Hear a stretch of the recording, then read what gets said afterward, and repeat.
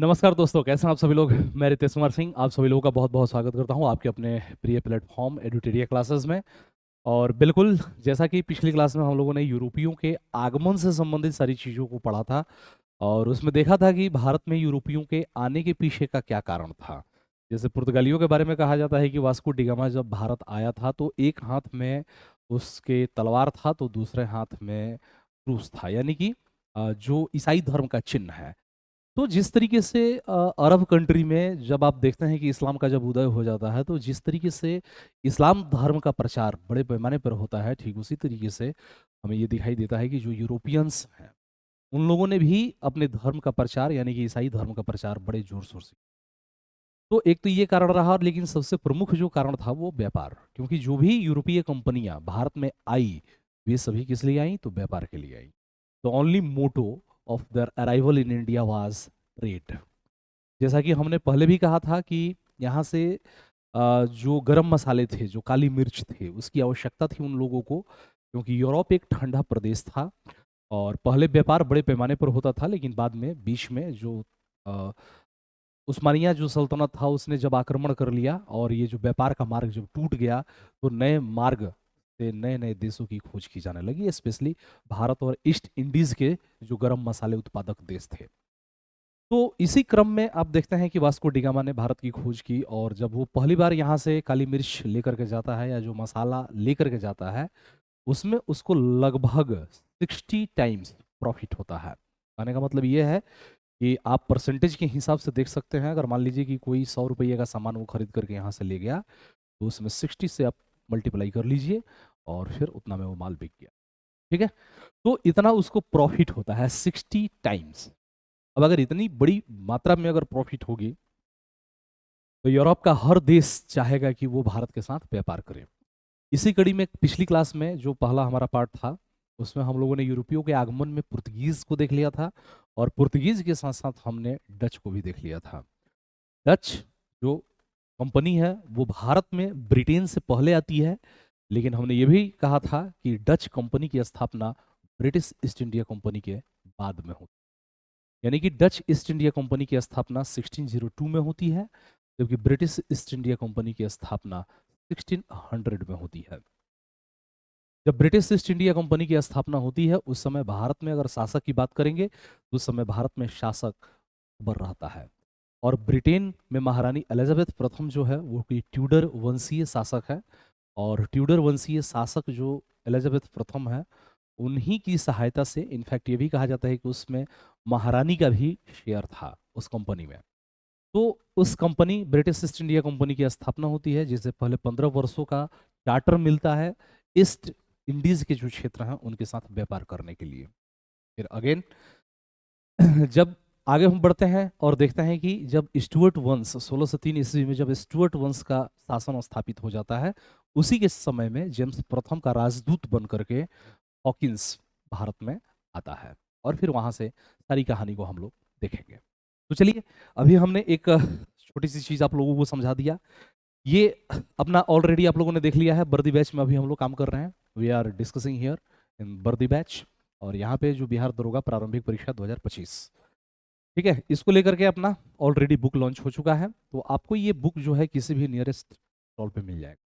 ठीक है, पिछली क्लास में हम लोगों ने और भी कुछ चीज़ों को डिस्कशन कर लिया था, यानी कि ये जो आप लोगों को दिख रहा है ट्रेड रूट, ब्रिटिश द्वीप, यहाँ पे यहाँ से ये लोग किस रूट से भारत में आए और फिर यहाँ पे आप देख सकते हैं कि भारत ये लोग पहुंचते हैं। ठीक है, ये भी हमने पिछली क्लास में डिस्कशन कर लिया था, वास्को डी गामा के बारे में बात कर लिया था, कोलंबस के बारे में हम लोगों ने डिस्कशन कर लिया था। कंटिन्यू करेंगे यहाँ से। इसके अलावा ये जो फैक्ट्रीज की जो स्थापना है ये भी हमने देख लिया था। इसके अलावा हमने एक शॉर्ट ट्रिक भी बता दिया था, PDEDF। ठीक है, यानी कि PDEDF ये हमने शॉर्ट ट्रिक आप लोगों को बता दिया था, यानी कि पुर्तगाल, डच, अंग्रेज, डेनिस और फ्रेंच। इसी क्रम में ये लोग भारत में आते हैं। ये short trick we have already discuss about that things. अब यहां से जो हमें पढ़ना है वो हमें पढ़ना है ब्रिटिश, यानी कि अंग्रेज, यानी कि अंग्रेजों के बारे में हमें अब यहां से सारी चीजों को डिस्कशन करना है। जब हम अंग्रेजों के बारे में बात करेंगे तो यहाँ पे ध्यान से देखिएगा, अराइवल ऑफ यूरोपियंस में जब हम अंग्रेज से, तो 31 दिसंबर सन 1600 ईस्वी को इंग्लैंड की महारानी एलिजाबेथ प्रथम ने 1599 ईस्वी में स्थापित ईस्ट इंडिया कंपनी को पूर्व के साथ व्यापार करने हेतु 15 वर्षों का अधिकार पत्र दे दिया। ठीक है, यहाँ पे देखिए 31 दिसंबर 1600 ईस्वी में ब्रिटेन की महारानी,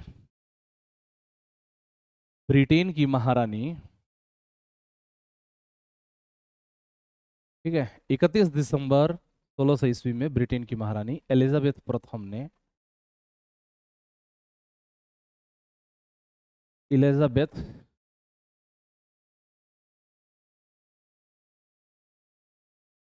ने ईस्ट इंडिया कंपनी की स्थापना की। ठीक है, यानी कि east India company was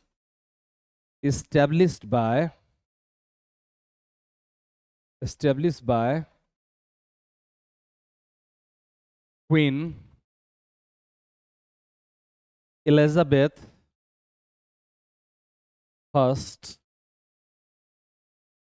in 31st December 1600 AD। यानी कि 31 दिसंबर सन 1600 ईस्वी को महारानी एलिजाबेथ प्रथम की बात करेंगे तो उन्होंने क्या किया, तो स्थापना किया।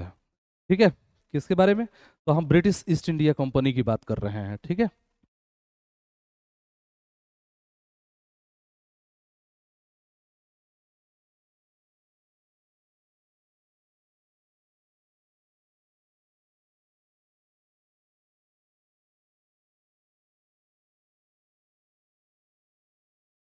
ठीक है, तो महारानी एलिजाबेथ प्रथम के द्वारा क्या हुआ था, तो इसकी स्थापना हुई थी। ठीक है, इस कंपनी की। और इस समय, बस एक मिनट,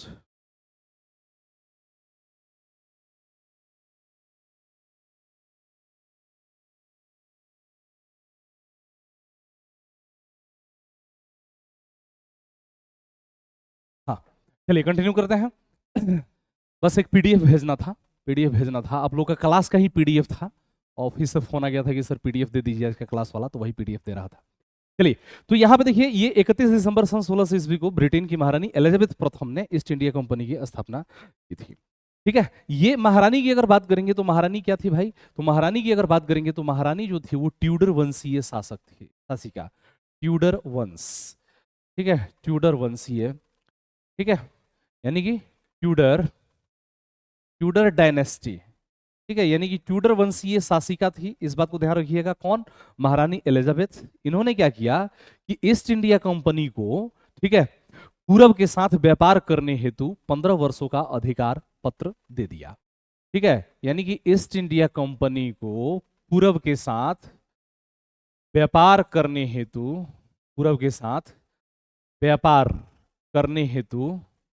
ठीक है, व्यापार करने हेतु क्या किया भाई, तो पूर्व के साथ व्यापार करने हेतु 15 वर्ष का अधिकार पत्र 15 वर्ष का अधिकार पत्र दे दिया। ठीक है, अधिकार पत्र दे दिया। यानी कि मैंने ये भी कहा कि इसमें महारानी का भी शेयर था, तो जाहिर सी बात है कि थोड़ा बहुत तो फेवर रहेगा ही रहेगा कंपनी को। तो यही होता है कि 15 वर्ष पूर्व के साथ, इसमें मतलब ईस्ट इंडीज के जो क्षेत्र थे, पूर्वी जो क्षेत्र के देश थे, उनके साथ व्यापार करने का इसमें अधिकार मिल गया। कितने साल का, तो 15 ईयर का, यानी कि 15 year licence to East India Company. ठीक है, यानी कि 15 ईयर लाइसेंस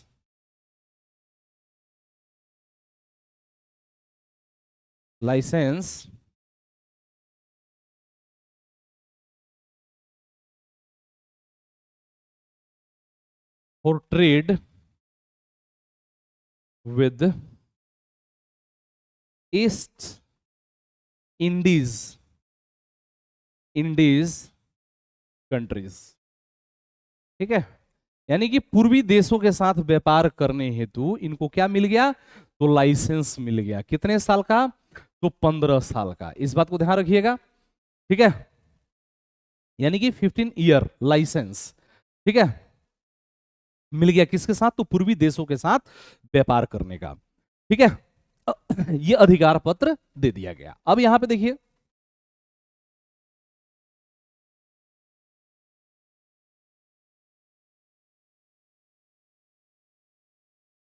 अब यहां पे देखिए 1603 ईस्वी में क्या होता है? इन 1603 कब की बात करेंगे हम?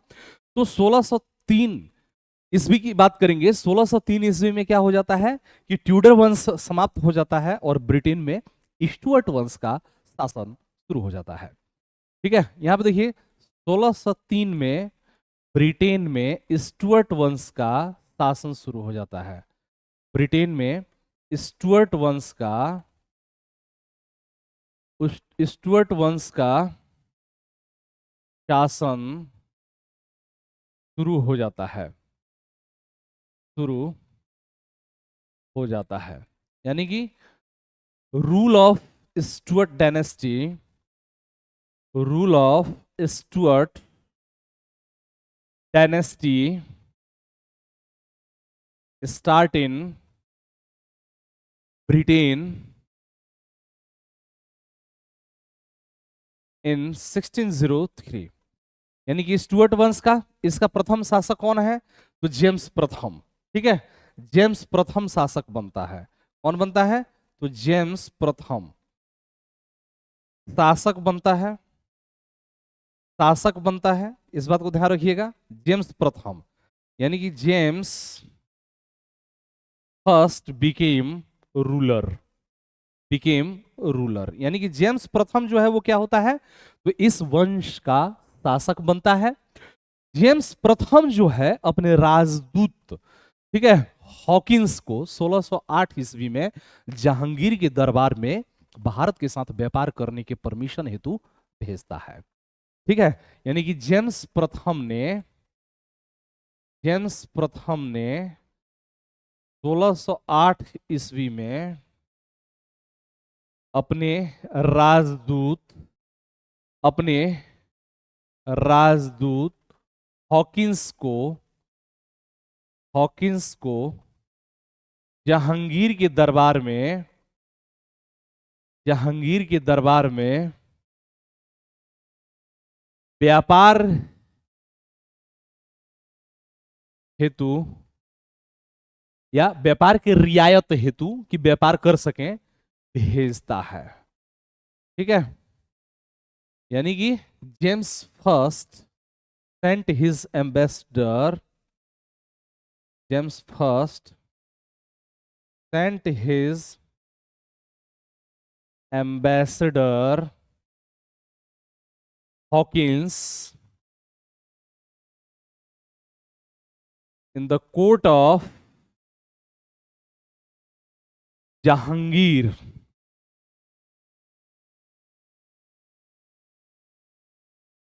For trade. यानी कि ट्रेड के लिए, व्यापार के लिए, व्यापार की सहूलियतें प्राप्त करने के लिए जेम्स प्रथम ने अपने दूत हॉकिंस को किसके दरबार में भेजा? तो जहांगीर के दरबार में 1608 ईस्वी में भेजता है। अब हमें यहां पे डिस्कशन कर लेना है हॉकिंस से संबंधित कुछ चीजें। हॉकिंस हॉकिंस की बात करेंगे, ठीक है। हॉकिंस की अगर बात करेंगे तो यहां पे थोड़ा ध्यान से देखिएगा। हॉकिंस जेम्स प्रथम का राजदूत था, ये तो हमने पिछले लाइन में ही पढ़ लिया, ठीक है। जहांगीर से, ठीक है, क्या किया? तो जहांगीर से आगरा में मिला। कहां पे? आगरा में मिला। इस बात को ध्यान रखिएगा। यानी कि मेट विद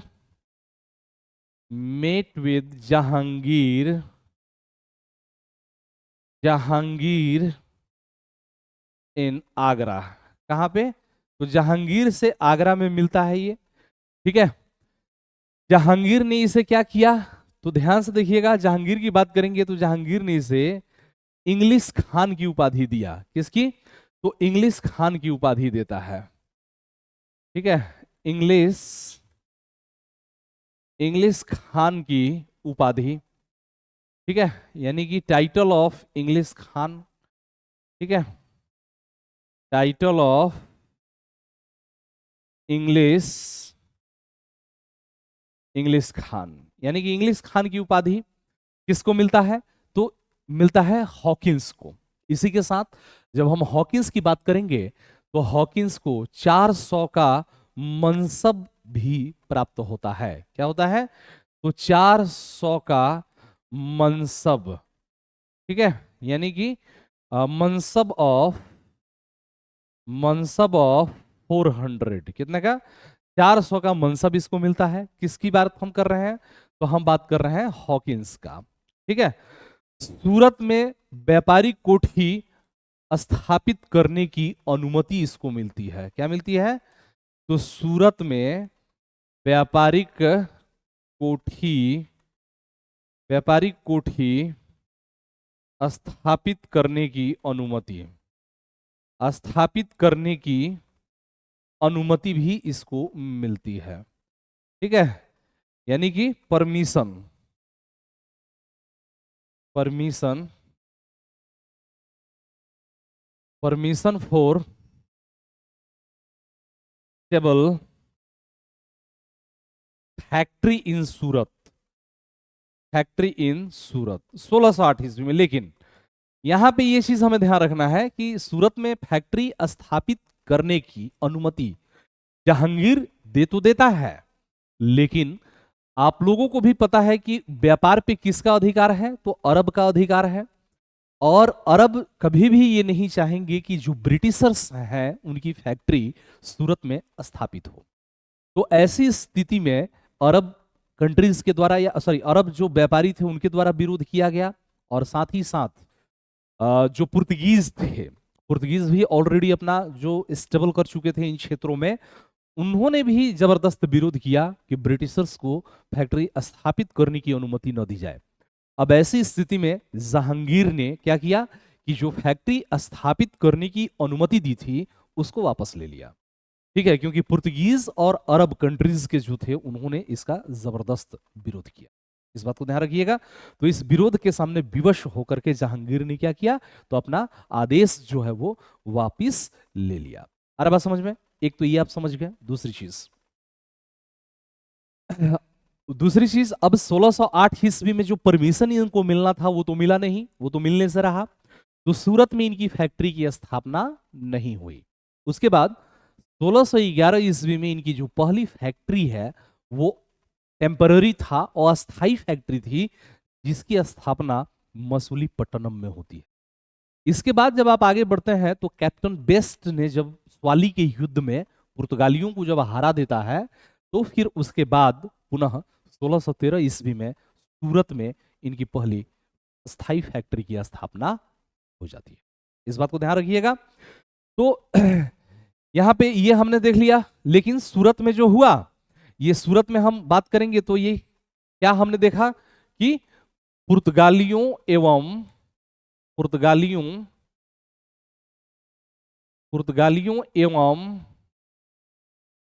अरब व्यापारियों ने विरोध किया। क्या किया? तो पुर्तगालियों एवं अरब व्यापारियों ने क्या किया? तो विरोध किया, यानी कि दे एजिटेटेड अगेंस्ट देम। और विरोध किया तो फिर जहांगीर ने अपना आदेश वापस ले लिया, बोला कि नहीं ठीक है, आपको सूरत में स्थापित नहीं करना है। तो एक तो ये कहानी हो गई। दूसरा, आपसे जो अगला प्रश्न बनेगा, अभी हम लोग हॉकिंस के बारे में ही बात कर रहे हैं, इस बात को ध्यान रखिएगा। हॉकिंस की बात करेंगे तो हॉकिंस की अगर बात करेंगे तो हॉकिंस जो है, ठीक है, एक तो ये क्वेश्चन पूछ देता है कि किस जहाज से भारत में आया था। तो एक तो ये आप नोट कर सकते हैं कि हेक्टर नामक जहाज से भारत आया था। हेक्टर नामक जहाज से भारत आया था। किस आया था? तो हेक्टर नामक जहाज से भारत आया था। ठीक है, यानी कि केम इंडिया, ठीक है, came India with ship having name Hector. ठीक है, यानी कि हेक्टर जहाज से ये भारत में आया था। हॉकिंस। किसकी हम बात कर रहे हैं? तो हॉकिंस का, तो हेक्टर नामक जहाज से ये भारत में आया था। एक तो ये हो गया। अब कई बार क्या होता है कि ये प्रश्न में आपको हेक्टर नहीं मिलेगा। जब हेक्टर आपको ऑप्शन में न मिले तो एक चीज और ध्यान रखिएगा, इसी बेड़े में एक और जहाज था जिसका नाम था रेड ड्रैगन। ठीक है, क्या था? Red dragon. तो रेड ड्रैगन की बात करेंगे तो ये रेड ड्रैगन जो है इसी जहाजी बेड़े में शामिल था। और इस रेड ड्रैगन, इसकी हम बात करेंगे तो इस रेड ड्रैगन की बात करेंगे, और इसी रेड ड्रैगन से हॉकिंस को हम मान लेंगे कि भारत में आया था। इस बात को ध्यान रखिएगा। तो यहां से आपके दरोगा की एग्जाम में क्वेश्चंस बनेंगे। इट इज इंपॉर्टेंट, इस बात को ध्यान रखिएगा।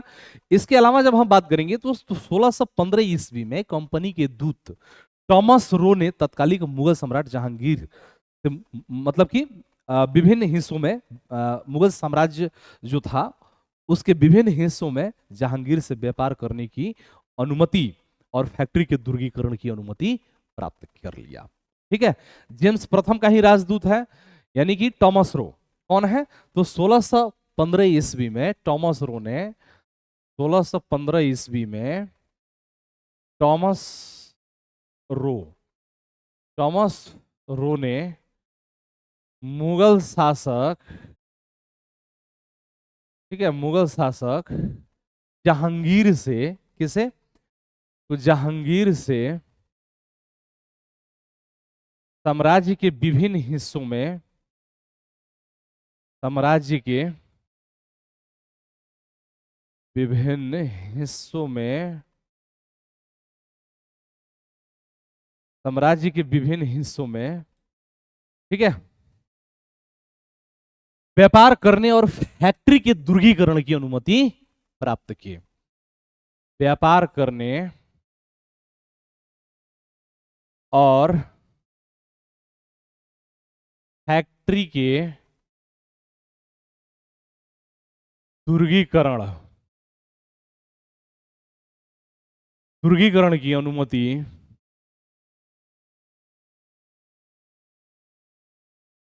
प्राप्त की। कब? तो 1615 ईस्वी में Thomas Roe.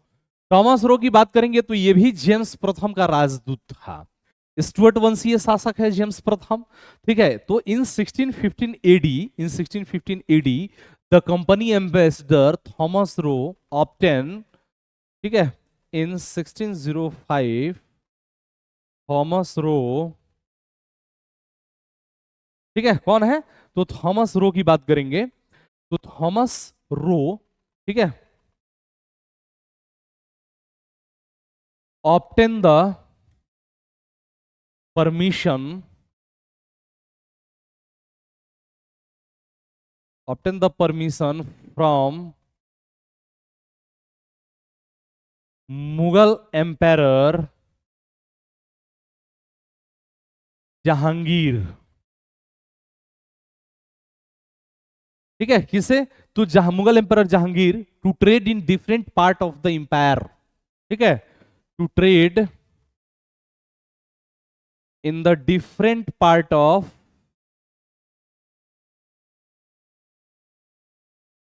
Different part of empire and fortification of factories. ठीक है, and the fortify the factory. यानी कि 1615 ईस्वी में जब हम बात करेंगे जेम्स प्रथम का राजदूत कौन है ये, तो जेम्स प्रथम का राजदूत जो है ये टॉमस रो है। और टॉमस रो ने साम्राज्य के विभिन्न भागों में मुगल शासक जहांगीर से व्यापार करने और व्यापार के साथ साथ जब हम बात करेंगे तो व्यापार के साथ साथ जो फैक्ट्री है उसका दुर्गीकरण की भी अनुमति प्राप्त कर ली। ठीक है, इस बात को ध्यान रखिएगा। ठीक है, ब्रिटिश ईस्ट इंडिया कंपनी, यहां पे मैं शॉर्ट में ईस्ट इंडिया ईआईसी लिख दूंगा। ठीक है, यहां पे ध्यान से देखिएगा, ईस्ट इंडिया कंपनी की पहली अस्थाई फैक्ट्री, अस्थाई फैक्ट्री 1608 ईस्वी में मसूलीपट्टनम, कहां पे? तो मसूलीपट्टनम में स्थापित की गई थी। मसूलीपट्टनम फैक्ट्री 1660 ईस्वी में मसूलीपट्टनम में स्थापित की गई थी। ठीक है, यानी कि first temporary factory of first temporary factory of east India company was established in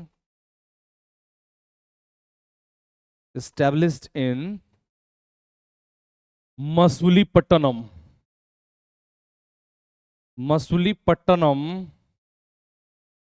in 1608।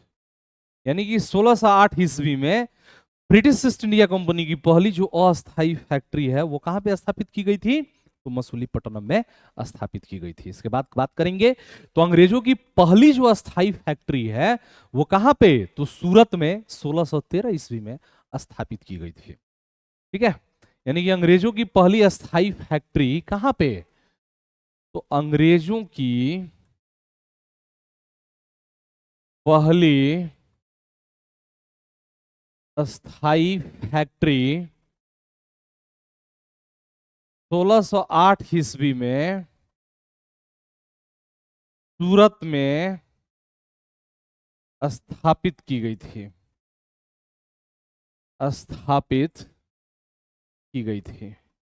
इस बात को ध्यान रखिएगा, यानी कि first permanent factory,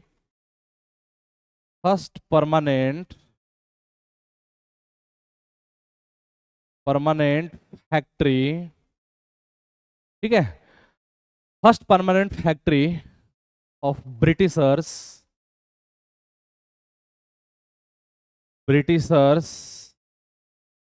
was established in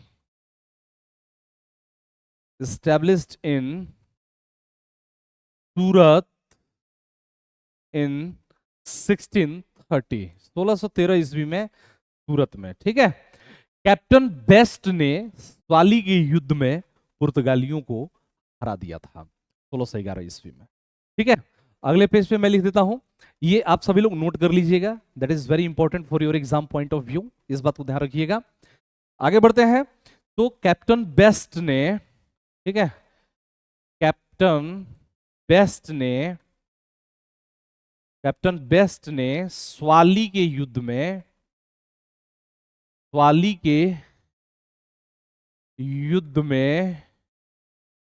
पुर्तगालियों को हराया था।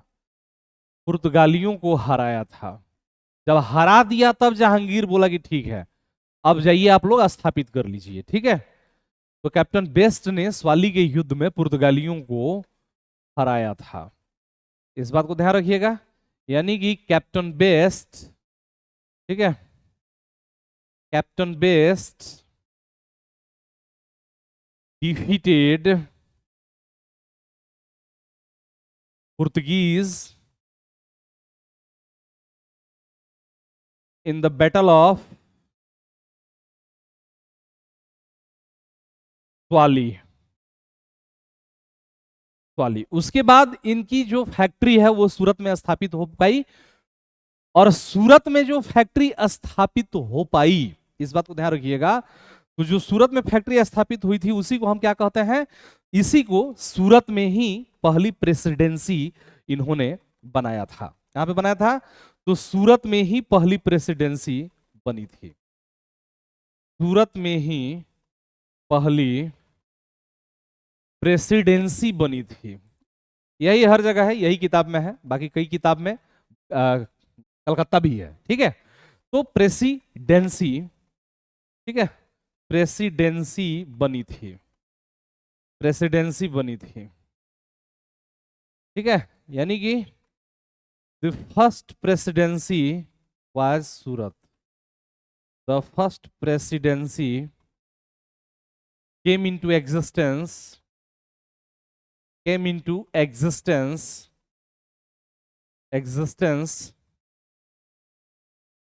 in सूरत। कहां पे? तो सूरत में पहली फैक्ट्री बनी थी, इस बात को ध्यान रखिएगा। सूरत में ही पहली मतलब कि प्रेसिडेंसी बनी थी। ठीक है, कहां पे? तो सूरत की हम बात कर रहे हैं, तो सूरत में पहली प्रेसिडेंसी बनी थी। ठीक है, सूरत में ही इन लोगों ने क्या किया था, तो पहली अस्थाई फैक्ट्री 1613 ईस्वी में स्थापित किया था। 1623 ईस्वी तक ईस्ट इंडिया कंपनी के, ठीक है, टिल 1623, टिल 1623, ठीक है, यानी कि 1623 तक, 1623 ईस्वी तक कंपनी के जो थे, ईस्ट इंडिया कंपनी थी, उसकी फैक्ट्री की बात करेंगे तो सूरत, भड़ौच, अहमदाबाद, ये गुजरात का ही क्षेत्र है, सूरत, भड़ौच, अहमदाबाद, अहमदाबाद, ठीक है, सूरत, भड़ौच, अहमदाबाद, आगरा तथा मसूलीपट्टनम में फैक्ट्रियां स्थापित थी। ठीक है, आगरा और मसूलीपट्टनम, मसूलीपट्टनम ये सब क्या थी, तो ये सब फैक्ट्री थी। ठीक है, यानी कि सूरत, ठीक है, Bharuch, Bharuch, Ahmedabad, Agra, Masulipatnam, Masulipatnam, this was the factory. ठीक है, इन 1623, 1623 ईस्वी तक आते आते, ठीक है, 1623 ईस्वी तक आते आते सूरत, भड़ौच, अहमदाबाद, आगरा, मसूलीपट्टनम ये जो थे, ये क्या क्षेत्र थी, तो जहां पे इनकी फैक्ट्रियां स्थापित हो गई थी। हमने ये भी पढ़ा था कि 1611 ईस्वी में इन्होंने सबसे पहली जो अस्थाई फैक्ट्री थी, जो टेम्पररी फैक्ट्री थी, वो कहां पे, तो इन्होंने मसूलीपट्टनम में स्थापित की थी, यानी कि दे फाउंडेड। लेकिन मतलब कि शीघ्र ही, यानी कि जल्दी ही इनकी गतिविधियों का केंद्र क्या हो गया, तो इनकी गतिविधियों का जो केंद्र है वो मद्रास हो गया था। ठीक है, यानी कि शीघ्र ही इनकी गतिविधियों का केंद्र, शीघ्र शीघ्र ही इनकी गतिविधियों का, शीघ्र ही इनकी गतिविधियों का केंद्र क्या हो गया, तो मद्रास हो गया। ठीक है, मद्रास हो गया। ठीक है, यानी कि शीघ्र ही, यानी कि हम बात करेंगे मद्रास के बारे में हम बात कर रहे हैं, तो बोल रहा है कि सून, सून, यानी कि शीघ्र ही, soon Madras became the center of activity.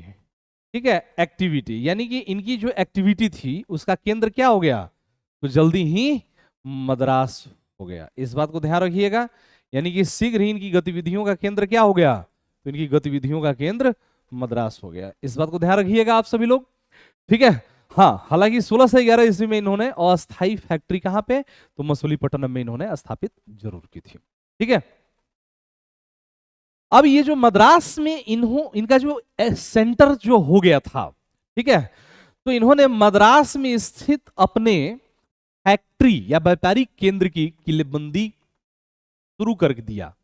यानी कि अंग्रेजों ने मद्रास स्थित, मद्रास स्थित, ठीक है, अंग्रेजों ने मद्रास स्थित, ठीक है, अपने व्यापारिक मतलब कि केंद्रों की, अपने व्यापारिक केंद्रों की, अपने व्यापारिक केंद्रों की किलेबंदी कर, केंद्रों की किलेबंदी कर, ठीक है, उसका नाम, उसका नाम सेंट फोर्ट जॉर्ज रखा, सेंट फोर्ट जॉर्ज रखा। ठीक है, इस बात को ध्यान रखिएगा, यानी कि सेंट फोर्ट जॉर्ज, हर बात समझ में। और फोर्ट विलियम कहां पे, तो मद्रास की अगर बात करेंगे तो मद्रास में फोर्ट विलियम था। ठीक है, यानी कि the English company fortified its trading post, the English company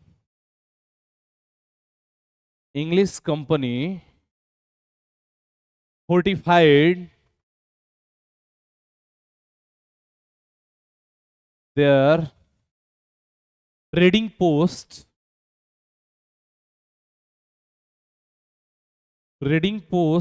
in Madras trading post जो व्यापारी केंद्र था मद्रास में, उसको फोर्टिफाइव किया and name its fort Saint George and name it Saint Fort George. क्या नाम दे दिया? तो सेंट फोर्ट जॉर्ज इसका नाम दे दिया। इस बात को आप सभी लोग ध्यान रखिएगा। यहां पे क्वेश्चन कंफ्यूज करता है, बंगाल में दे देगा और बोलेगा कि सेंट फोर्ट जॉर्ज। बंगाल में सेंट फोर्ट जॉर्ज नहीं है, ठीक है। बंगाल में जो है वो फोर्ट विलियम है, ठीक है। और सेंट फोर्ट जॉर्ज जो है वो कहां पे है? तो ये सेंट फोर्ट जॉर्ज जो मद्रास में जो इनकी फैक्ट्री थी, ठीक है, उनको घेरबंदी करके, उनको फोर्टिफाइड करके उसका नाम क्या रख दिया? तो उसका नाम रख दिया सेंट फोर्ट जॉर्ज। आ रहा बात समझ में? आगे बढ़ते हैं, कंटिन्यू करेंगे। हम बात कर रहे हैं सुतानाती, कालीकता और गोविंदपुर को मिला करके जॉब चार्नाक ने कलकत्ता की नींव डाली थी, ठीक है। यानी कि यहां पर देखिए, सुतानाती, कालीकता और गोविंदपुर को मिलाकर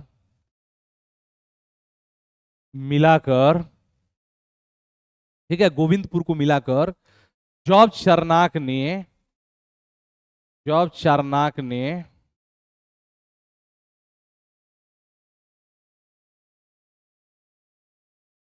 कलकत्ता की नींव रखी, ठीक है। यानी कि कलकत्ता की नींव किसने रखी? तो जॉब चार्नाक की बात करेंगे, ठीक है। यानी कि नींव डाली, यानी कि by combining Sutanati, Kalikata and Govindpur, ठीक है, by combining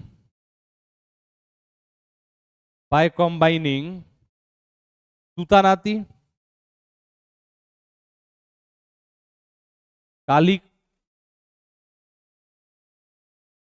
Kalikata and Govindpur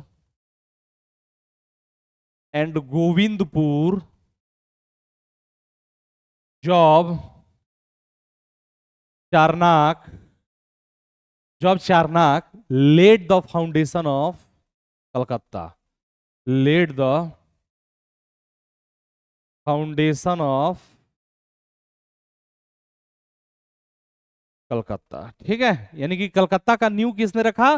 तो जॉब चार्नाक ने कलकत्ता का नींव रखा, ठीक है।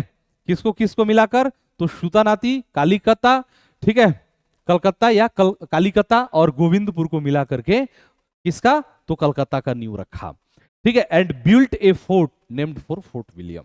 यानी कि और क्या कहा? यहां पे जॉब चार्नाक ने कलकत्ता की नींव डाली तथा यहां फोर्ट विलियम नामक किले का निर्माण करवाया।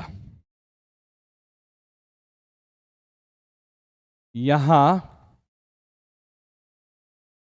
फोर्ट विलियम नामक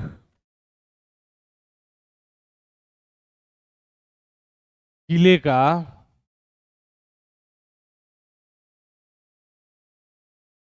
निर्माण करवाया। क्या किया? तो फोर्ट विलियम नामक किले का निर्माण करवाया, ठीक है। यानी कि एंड बिल्ट ए फोर्ट, ठीक है, and built A fort having name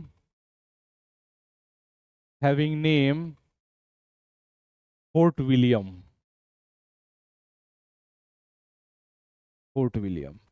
ठीक है। यहां फोर्ट विलियम नामक किले का निर्माण करवाया।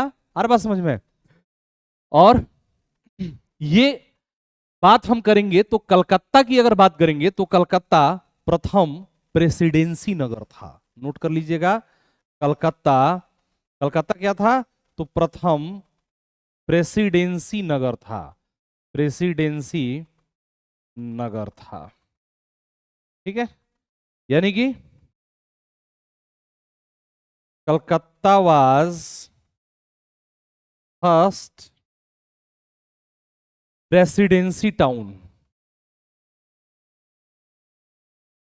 प्रेसिडेंसी टाउन यानी कि कलकत्ता की बात करेंगे तो कलकत्ता क्या था, तो प्रथम प्रेसिडेंसी नगर था।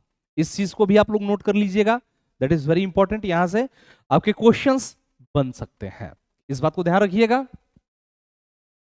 अब आगे हम बढ़ते हैं, तो यहां पे कुछ चीजें और देख लीजिए आप सभी लोग, कुछ एक चीजें और देख लीजिए। ठीक है, गोलकुंडा के शासक, यहां पे देखिए सुनहरा फरमान। ठीक है,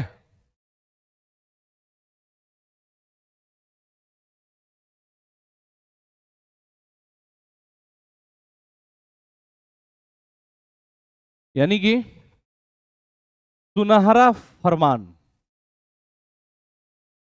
ठीक है, यानी कि गोल्डन फरमान, गोल्डन फरमान। ठीक है, गोल्डन फरमान किसके द्वारा, तो बीजापुर के शासक के द्वारा। ठीक है, बीजापुर के शासक के द्वारा 1632 ईस्वी में बीजापुर के शासक द्वारा 1632 ईस्वी में अंग्रेजी कंपनी हेतु, अंग्रेजी कंपनी हेतु सुनहरा फरमान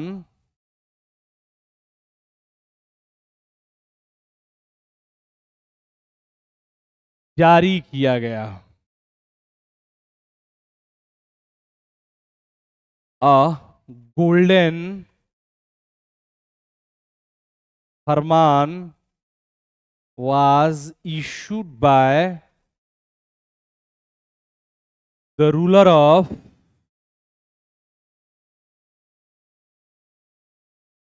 बीजापुर इन 1632। ठीक है, यानी कि 1632 ईस्वी में अंग्रेजी कंपनी हेतु क्या किया गया, तो गोल्डन फरमान जो है वो बीजापुर के शासक द्वारा, ठीक है, बीजापुर नहीं गोलकुंडा लिखिएगा, गोलकुंडा, गोलकुंडा, बीजापुर नहीं गोलकुंडा। ठीक है, गोलकुंडा यहां पे कर लीजिएगा, बीजापुर नहीं गोलकुंडा। ठीक है, गोलकुंडा यानी कि गोलकुंडा। ठीक है, गोलकुंडा।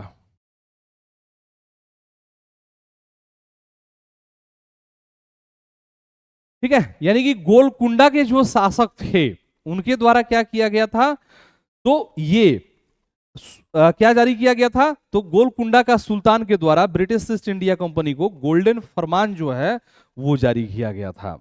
ठीक है, इसमें था क्या कि 500 पैगोड़ा वार्षिक देने के बदले, ठीक है, कितना, तो 500 पैगोड़ा वार्षिक देने के बदले, इसमें गोल्डन फरमान में क्या था, गोल्डन फरमान, तो गोल्डन फरमान की बात करेंगे तो 500 वार्षिक पैगोड़ा के बदले,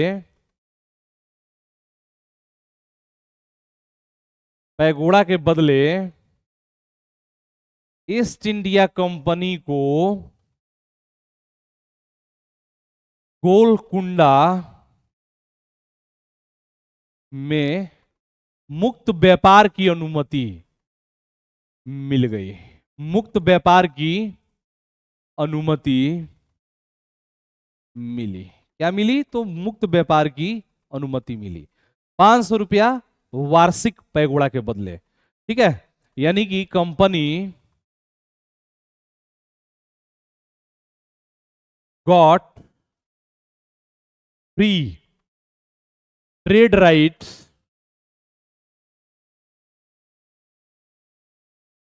इन Golconda in lieu of 500 pagoda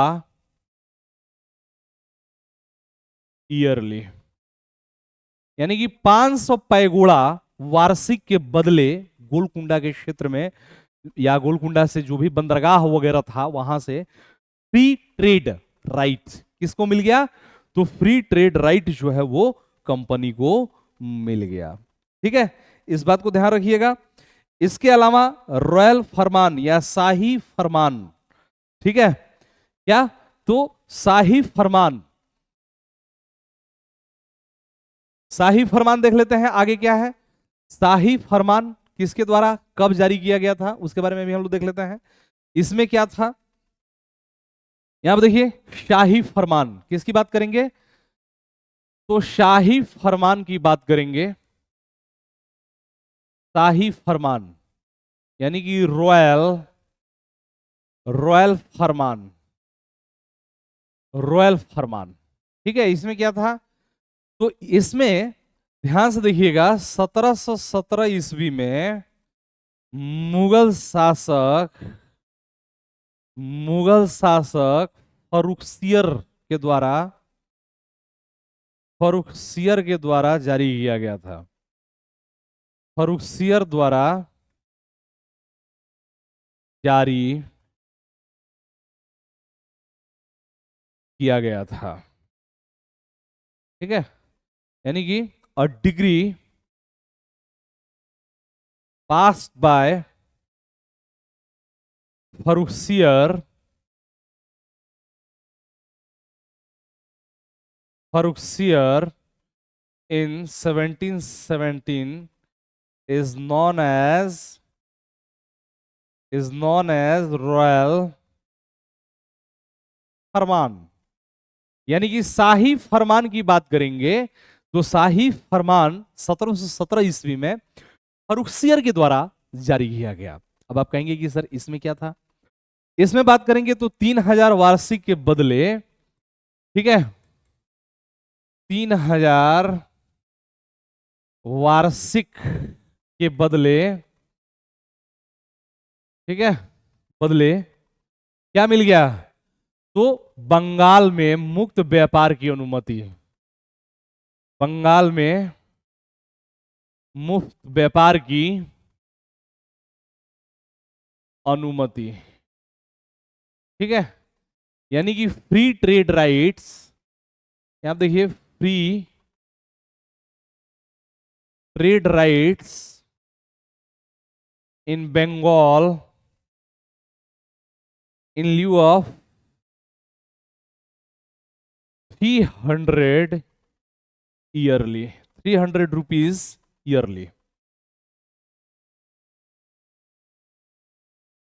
यानी कि 3000 वार्षिक देने के बदले क्या हो गया? तो इनको अधिकार मिल गया। किस चीज के लिए? तो मुक्त व्यापार के लिए। इस बात को ध्यान रखिएगा।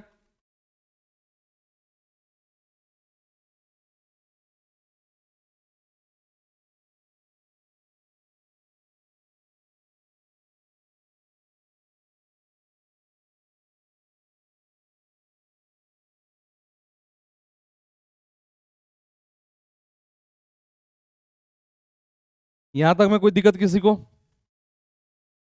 हाँ या ना में एक बार हमें बता दीजिए।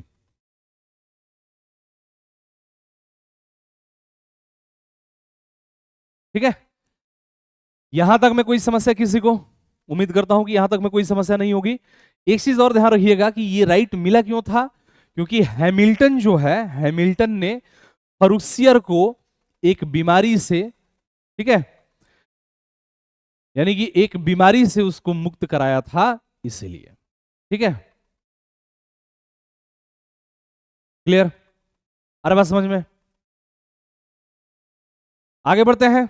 अच्छा, फ्रांस, फ्रांस से पहले एक चीज और ध्यान से देख लीजिएगा। यहां पे फ्रांस से पहले, यहां पे देखिए फ्रांस में भी आएंगे हम लोग और फ्रांस को ही निपटा करके आज की क्लास को रोक देंगे। लेकिन फ्रांस में आने से पहले कुछ और चीजें हम लोग यहां पे देख लेते हैं कि फ्रांस से पहले हमें क्या दिखाई देता है। ठीक है,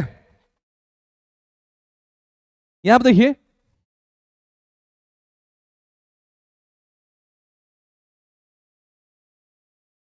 1661 ईस्वी में चार्ल्स प्रथम का विवाह पुर्तगाली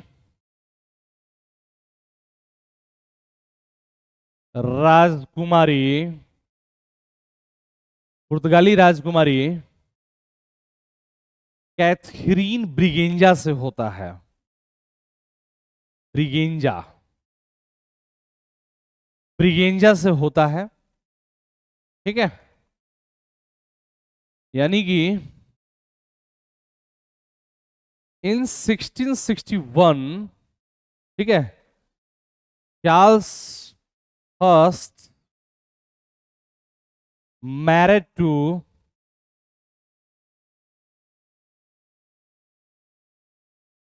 Portuguese princess Catherine of Braganza. Catherine Braganza से किसका विवाह होता है? तो पुर्तगाली राजकुमारी जो है कैथरीन ब्रिगेंजा से होता है चार्ल्स प्रथम का विवाह। जब ये विवाह हो जाता है तो पुर्तगाली जो यहां पे कब्जा जमा करके बैठे थे, ठीक है, ऑनलाइन हो नहीं तो कुछ और भी कहा जा सकता है, इन्होंने क्या किया कि बंबई को दहेज स्वरूप किसको दे दिया? तो चार्ल्स प्रथम को। यानी कि चार्ल्स प्रथम को बंबई दहेज में प्राप्त हो गया।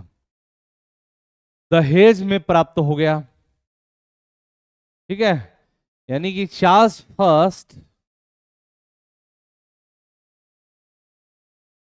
फर्स्ट गॉट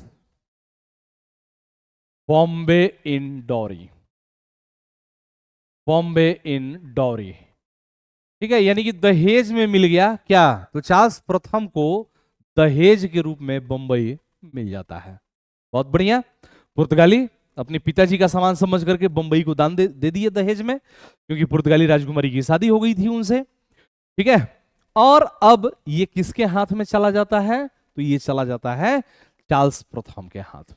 ठीक है, यानी कि ब्रिटेन के शासक के हाथ में। ठीक है, 1668 ईस्वी में 10 पौंड सालाना पर बंबई ईस्ट इंडिया कंपनी को प्राप्त होता है। ठीक है, यानी कि east India company got Bombay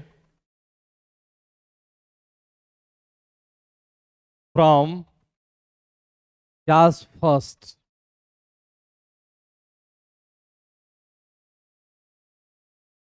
on the rent of 10 pound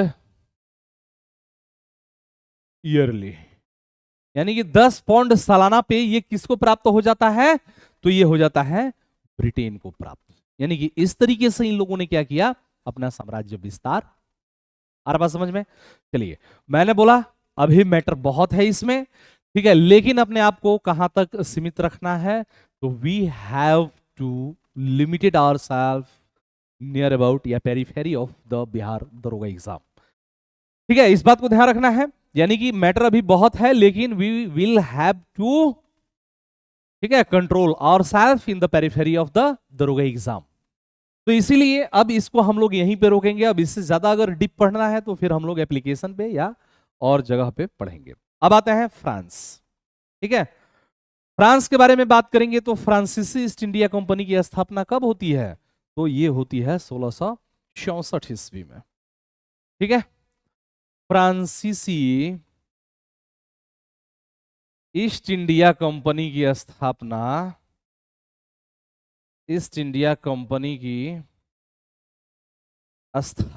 कब होती है? तो स्थापना 1664 ईस्वी में होती है।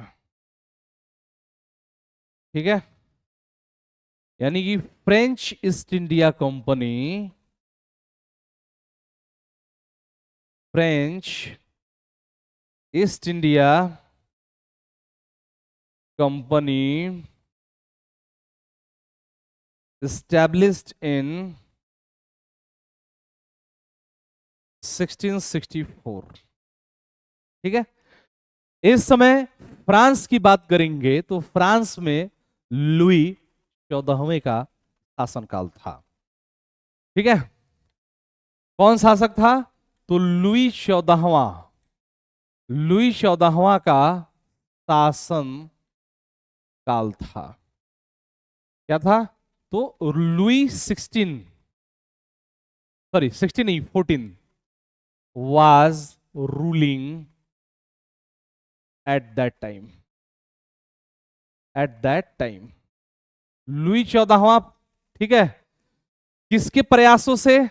तो इसके मंत्री कोलवर्ट के प्रयासों से फ्रांसीसी ईस्ट इंडिया कंपनी की स्थापना हुई थी। ठीक है, यानी कि इसके मंत्री कोलवर्ट कोलवर्ट की सहायता से कोलवर्ट की सहायता से ठीक है, या सहायता नहीं, कोलवर्ट के प्रयास से फ्रांसीसी ईस्ट इंडिया कंपनी की स्थापना हुई थी। फ्रांसीसी ईस्ट इंडिया कंपनी की स्थापना हुई थी। ठीक है, यानी कि French east India company was established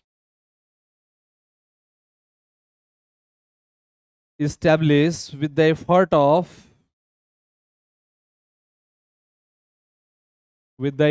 of minister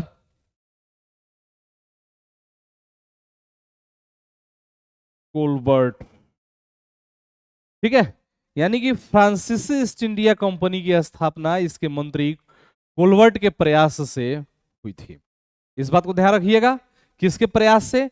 तो इसके मंत्री कोलबर्ट के प्रयास से फ्रांसीसी ईस्ट इंडिया कंपनी की स्थापना हुई थी। इस बात को आप सभी लोग जरूर ध्यान रखेंगे और इसको नोट भी कर लेंगे। ठीक है, कोई दिक्कत किसी को होगा तो जरूर आप लोग बताइएगा।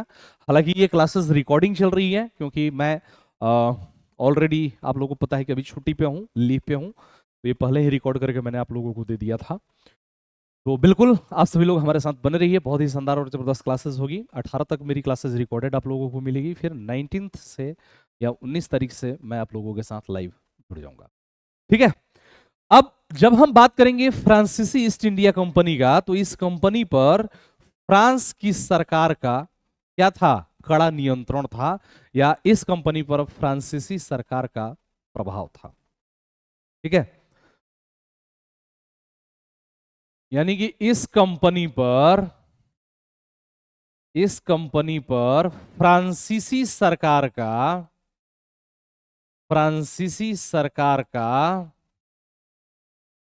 कड़ा नियंत्रण था। क्या था? तो कड़ा नियंत्रण था। यही कारण रहा है कि जो फ्रांसीसी कंपनी है वो हार जाती है। अगली क्लास में हम लोग देखेंगे कि किस तरीके से कर्नाटक युद्ध में ब्रिटेन और फ्रांस दोनों एक दूसरे से उलझे हुए हैं, किस तरीके से अपना साम्राज्य विस्तार करने की कोशिश कर रहे हैं, और किस तरीके से वे युद्ध में, जब वांडियावास का जो युद्ध होता है, उस वांडियावास के युद्ध में फ्रांस जो है वो ब्रिटेन से हार जाता है, और फिर फ्रांसीसी कंपनी जो है वो एक तरीके से सिमट करके रह जाती है सिर्फ और सिर्फ व्यापार के तौर पे, यानी कि अब उसका राजनीतिक विस्तार नहीं होता है। 1760 ईस्वी का थर्ड कर्नाटक वार के दौरान जो वांडियावास का युद्ध होता है। ठीक है, यानी कि इसके बारे में बात करेंगे। The French government had strict control over this company. ठीक है, the French government the French government the French government, ठीक है, had strict control over this company, had strict control over this company, यानी कि इस कंपनी के ऊपर क्या है, तो एकदम कड़ा नियंत्रण था, यानी कि ये कंपनी अपने सरकार से पूछे बगैर कोई काम नहीं कर सकती थी। ठीक है, आगे बढ़ते हैं। सभी कंपनियों के बारे में पढ़ा है, तो फ्रांसीसी कंपनी के बारे में भी हम लोग पढ़ेंगे। तो फ्रांसीसी कंपनी की बात करेंगे तो फ्रांसीसियों ने अपना पहला कारखाना 1668 ईस्वी में सूरत में स्थापित किया था। ठीक है, यानी कि फ्रांसीसियों ने अपना पहला कारखाना, ठीक है, अपना पहला कारखाना कहां पे, तो 1668 ईस्वी में सूरत में स्थापित किया था। कहां पे किया था, तो सूरत में। ठीक है, यानी कि the French establish there first factory in Surat, first factory in Surat in 1668। The French the French establish there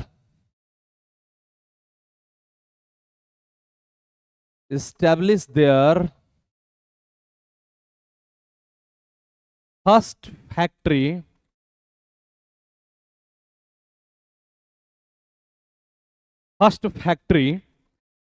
in Surat in 1668, in Surat in 1668, यानी कि 1668 ईस्वी में फ्रांसीसियों ने अपनी पहली फैक्ट्री कहां पे स्थापित की, तो सूरत में स्थापित की।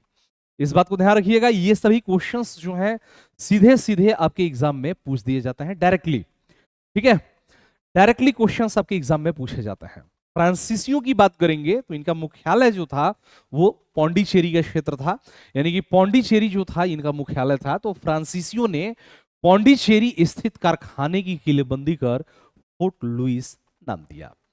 ठीक है, फ्रांसीसियों ने क्या किया, तो फ्रांसीसियों ने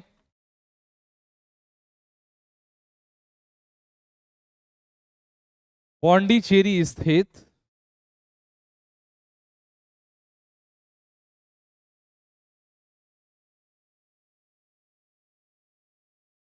पौंडीचेरी स्थित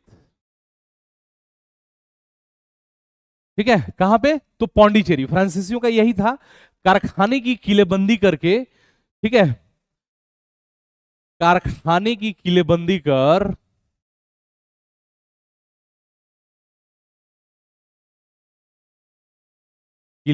कर इसका नाम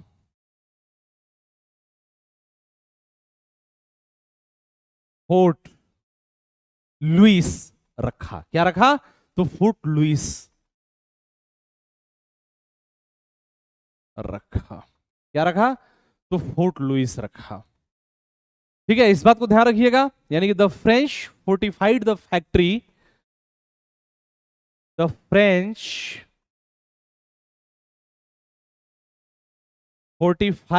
फैक्ट्री लोकेटेड इन पौंडीचेरी। ठीक है, Pondicherry and named it Pondicherry and named it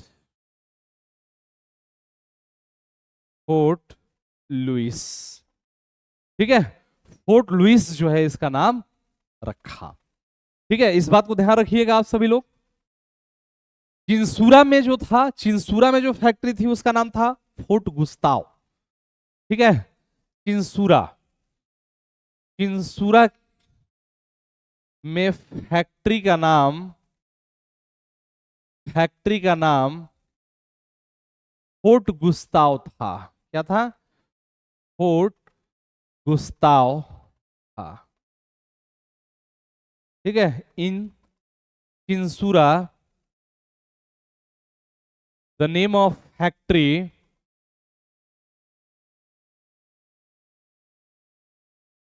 factory was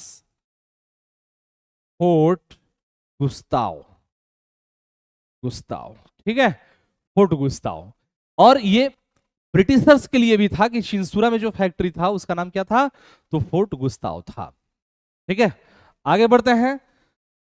1760 ईस्वी में किसकी बात करेंगे, तो 1760 में वांडियावास की लड़ाई में फ्रांस की अंग्रेजी सेना से हार हुई और पौंडीचेरी पर अंग्रेजों का कब्जा हो गया। यानी कि 1760 ईस्वी में, इसको अगली क्लास में भी हम लोग डील करेंगे, 1760 ईस्वी में फ्रांसीसियों की,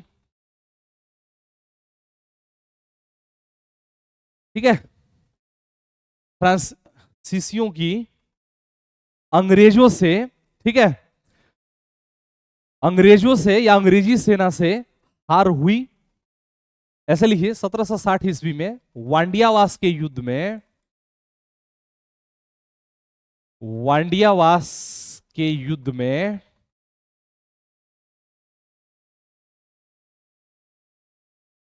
फ्रांस की अंग्रेजी सेना से हार हुई, अंग्रेजी सेना से हार हुई तथा अंग्रेजी सेना से हार हुई तथा पौंडीचेरी पर अंग्रेजों का कब्जा हो गया। क्या हो गया, तो अंग्रेजों का कब्जा हो गया। इस बात को ध्यान रखिएगा। यानी कि इन जनवरी 1760 या 1760 France was defeated by British army. In 1760 France was defeated by British army, British army, ठीक है, and Pondicherry came into the control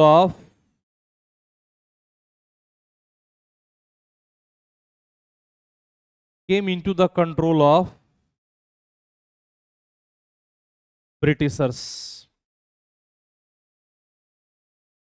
ठीक है, यानी कि ब्रिटिशर्स के कंट्रोल में पौंडीचेरी आ गया। आ रहा बात समझ में, किसके कंट्रोल में आ गया, तो ब्रिटिशर्स के कंट्रोल में पौंडीचेरी आ गया। और इसके बाद, ठीक है, ये कब की बात है, तो ये तृतीय कर्नाटक युद्ध इसी समय चल रहा था, तृतीय कर्नाटक युद्ध। ठीक है, ये सप्तवर्षीय युद्ध का प्रभाव था, अगली क्लास में हम लोग देखेंगे। ठीक है, यानी कि थर्ड कार्नेटिक वॉर, यानी कि तृतीय कर्नाटक युद्ध इस समय चल रहा था और इसी युद्ध में वांडियावास का युद्ध होता है और ये लोग हार जाते हैं।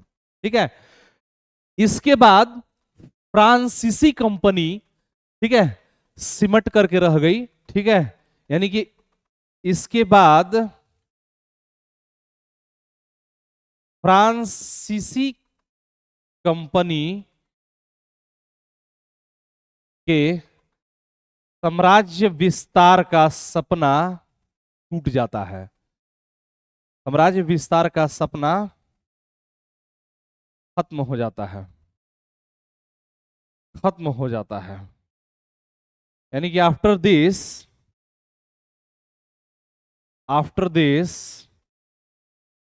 The dream of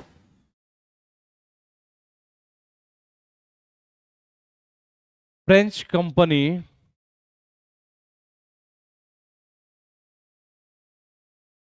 for expanding empire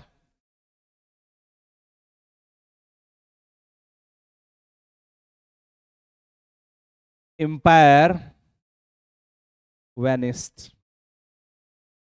ठीक है, यानी कि समाप्त हो जाता है, यानी कि ये खत्म हो जाता है, क्योंकि अब ये क्या होता है, तो सिर्फ और सिर्फ व्यापारी कंपनी के तौर पर रह जाती है और इसका जो साम्राज्य विस्तार का जो सपना है वो क्या हो जाता है, तो वो समाप्त हो जाता है।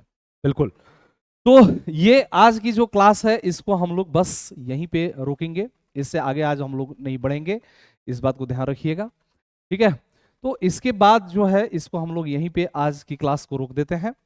और एक बार आप सभी लोग जरूर हमें कमेंट करके बताइएगा कि क्लासेस कैसी लग रही है, किसी को कोई समस्या हो, दिक्कत हो, परेशानी हो तो आप सभी लोग जरूर बनाइएगा, बताइएगा। हाँ, आज का क्लास ये टॉपिक खत्म हो गया तो इसको यहीं पे रोकते हैं।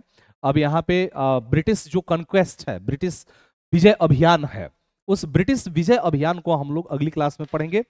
वो भी 2 चरण में चलेगा, जिसमें हम लोग पहले कर्नाटक देख लेंगे, फिर बंगाल देखेंगे, मैसूर, सिख, मराठा इसको देखेंगे। फिर इसके बाद हम लोग उसकी जो सोशियो कल्चरल पॉलिसी है उसको देखेंगे।